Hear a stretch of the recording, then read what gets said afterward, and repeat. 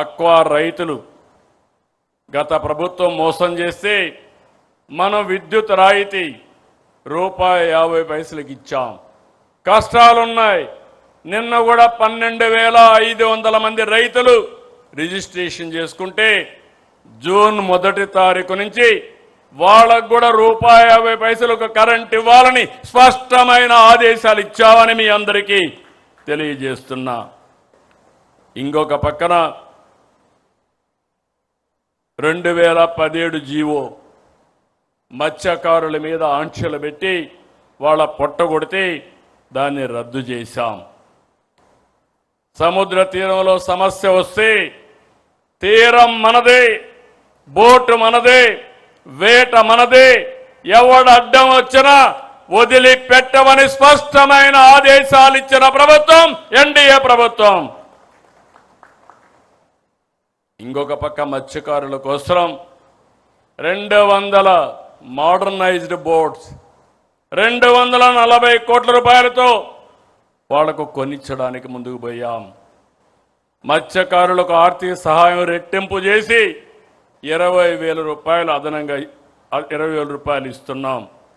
Auto డ్రైవర్లకి ₹15,000 పెంచాం. హామీ ఇవ్వకపోయినా మానవీయ కోణంతో దివ్యాంగ శక్తి తీసుకొచ్చాం.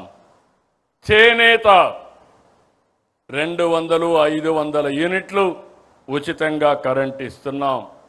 గీత కార్మికులకి ఈరోజు షాపులన్నింటిలో 15% వాళ్ళకి ఇస్తున్నాం. వడ్డెర ఎవరైతే ఉన్నారో రాళ్ల మీదనే ఆధారపడిన వారికి కూడా మనం ఆదుకోవడం కోసం 15% రిజర్వ్ చేశాం. ఇంకొక పక్కన అర్చకులకు, నాయీ బ్రాహ్మణులకు, ఇమాములకి, పాస్టర్లకి, మౌజన్లకి ఆర్థికంగా సహాయం చేశాం. గౌరవ వేతనాలు ఇస్తున్నాం. ప్రజారోగ్యంలో ఒక వినూత్నమైన మార్పుకు శ్రీకారం చుట్టాం. సంజీవని ప్రాజెక్టు తీసుకొచ్చాం. ఈరోజు ఈ ప్రాజెక్టు మీరు చూస్తే ప్రిడిక్టివ్, ప్రివెంటివ్, క్యూరేటివ్ కింద ఈ ప్రాజెక్టు ముందుకెళ్తుంది. ఒక ప్రూఫ్ ఆఫ్ కాన్సెప్ట్ ప్రారంభించాం. జిల్లా మొత్తం దీన్ని అమలు చేస్తున్న చిత్తూరు జిల్లాలో ఆగస్టు 15 నాటికి ప్రపంచంలోనే మొట్టమొదటి ప్రాజెక్టు డిజిటల్ హెల్త్ రికార్డ్స్ పెట్టి ప్రతి ఒక్కరి ఆరోగ్యాన్ని కాపాడడానికి ముందుకు పోతాం. అందరికీ యూనివర్సల్ హెల్త్ ఇన్సూరెన్స్ 2,50,000 చేస్తున్నాం. నచ్చిన హాస్పిటల్లో ఎక్కడికి వెళ్ళినా మనం ఆ ₹2,50,000 ఇచ్చే పరిస్థితికి వస్తున్నాం. ఎడ్యుకేషన్లో ఏపీని ఒక రోల్ మోడల్గా నిలబెడతాం. టీచర్ల రిక్రూట్మెంట్ మొదలుతోనే పేరెంట్ టీచర్స్ మీటింగ్ పెట్టాం. ముస్తాబు ద్వారా పిల్లల్లో చైతన్యం తీసుకొస్తున్నాం.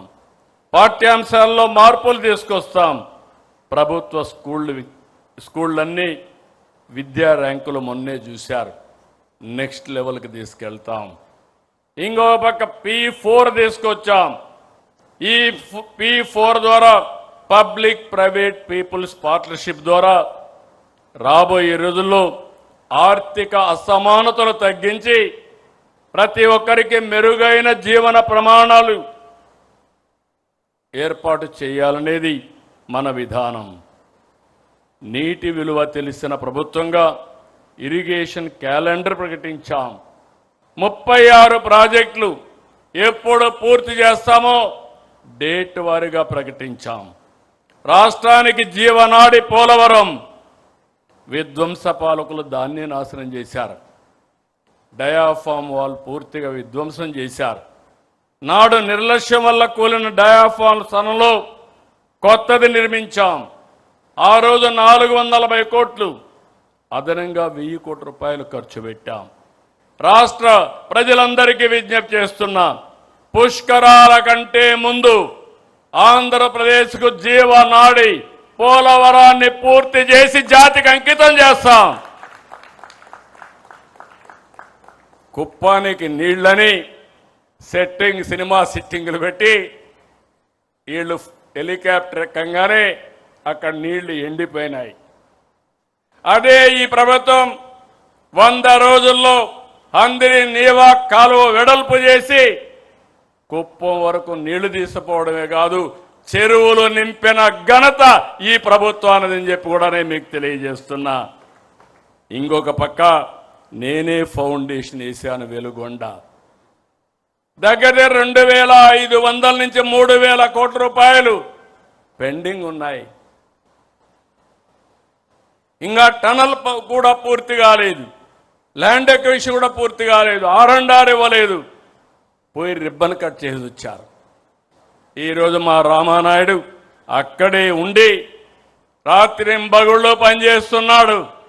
నేను హామీ ఇస్తున్నా, నేను ప్రారంభించిన ప్రాజెక్టు మళ్ళీ ఆ ప్రాజెక్టును పూర్తి చేసి మార్కాపురం జిల్లాని సస్యశ్యామలం చేసే బాధ్యత ఈ ప్రభుత్వానిది. సీమలో ప్రతి చెరువు రిజర్వాయర్ నింపాం. 65% జల కళ సంతరించుకున్నాయి. ఉత్తరాంధ్ర నుంచి చిత్తూరు వరకు ప్రతి సాగునీటి ప్రాజెక్టు పూర్తి చేస్తాం. ప్రతి ఎకరాకు నీళ్లు ఇస్తాం. 2 ఏళ్లలో 17,000 కోట్ల రూపాయలు ఖర్చు పెట్టాం. రాబోయే 3 ఏళ్లలో 36,000 కోట్ల రూపాయలు ఖర్చు పెట్టి ప్రతి ఒక్క ప్రాంతాన్ని సస్యశ్యామలం చేసే బాధ్యత ఈ ప్రభుత్వానిదని మరొక్కసారి విజ్ఞప్తి చేస్తున్నా. ఉత్తరాంధ్ర మొదలుకొని